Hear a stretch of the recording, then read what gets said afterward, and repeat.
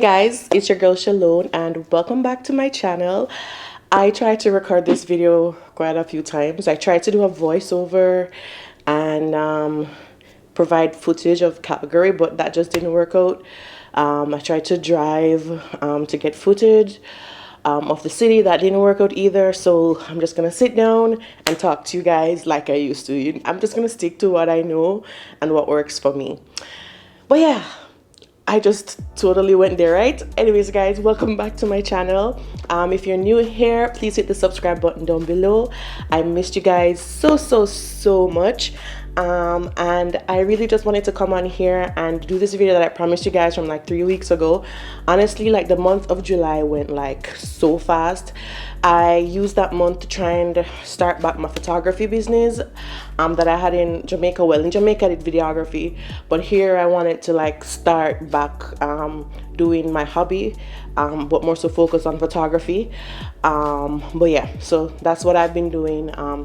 If you want to see my work, it's at shelonereid.media. I'll put a link on the screen somewhere here and you can go check it out. And please follow, guys. I would really appreciate that, because the more Instagram engagement I get, it's the more people will see my work, and I would really appreciate it if you guys would go and follow as well.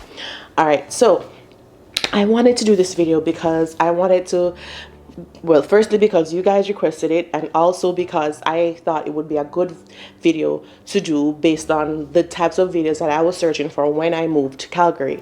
Now, this video is pretty much just how you go about acquiring housing as a new immigrant, and it's gonna be focused on persons who are newly landing into Canada, and it's applicable for every province. Okay, so how I did it and how you can do it too is by booking an Airbnb. There's other temporary rental sites. I'll list a few on the screen right now because I can't remember them off the top of my head, but you can use these rental sites to acquire temporary housing. So we booked our Airbnb for 2 months. Granted, we didn't stay there for 2 months, but we wanted to book it long enough to give us a cushion to integrate ourselves, you know, acquire bank accounts, open this, job search and everything, get to know the city more without having to worry about having a roof over our head. We decided to book that Airbnb in the heart of downtown.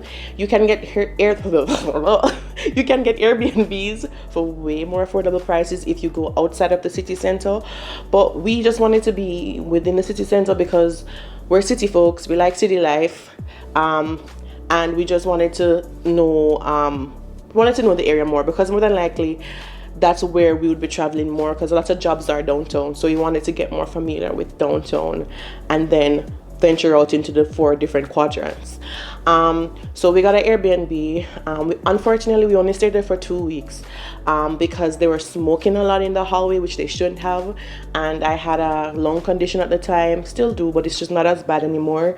And it was just affecting my sleep.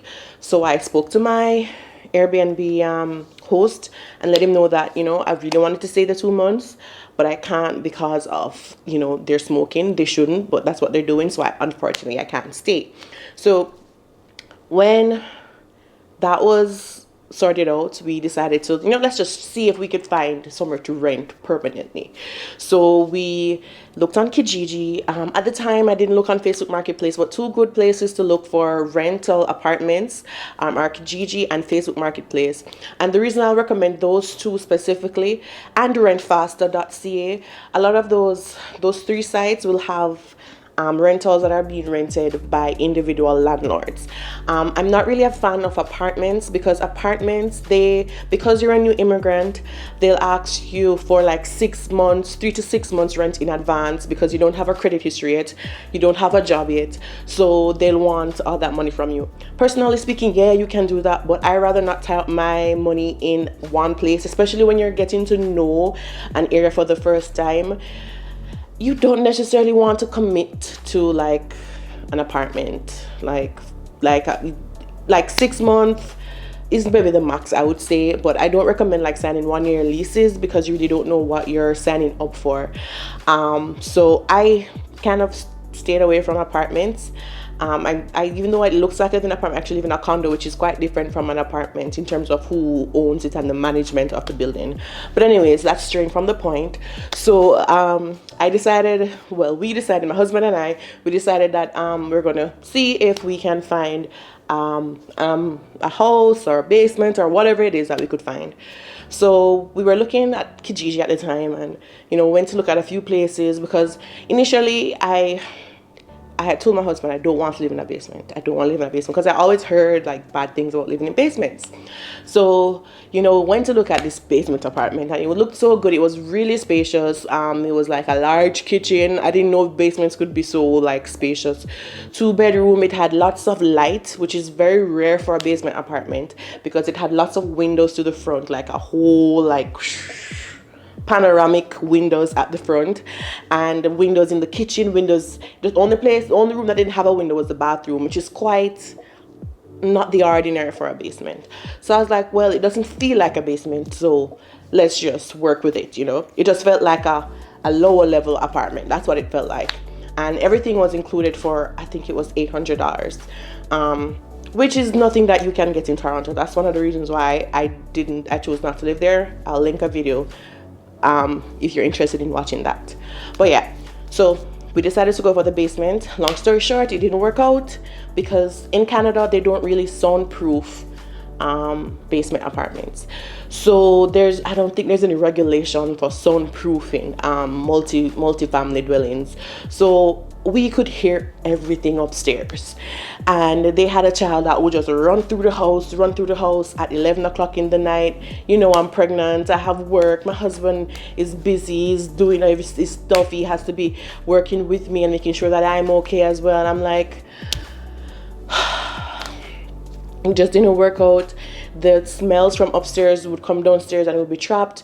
When they would burn stuff upstairs, and it would trigger the fire alarm downstairs and upstairs. Like, the breaking point for me was New Year's Day. They had something going on. They burned something again, triggered the fire alarm. And on New Year's, you stay up late and you're hoping to sleep late because it's a holiday. That wasn't the case. And I was like, no, this can't work. If I can't sleep in on a holiday, then how am I going to sleep in like on a regular day when, So I knew it wasn't going to work out. So it was that day I was like, landlord, we're out of here. We're leaving January 31st. And that's when we left. And we moved to a condo. So you can acquire basements and other type of apartments and houses and main floor houses from Kijiji, Facebook Marketplace, Rent Faster, and other websites.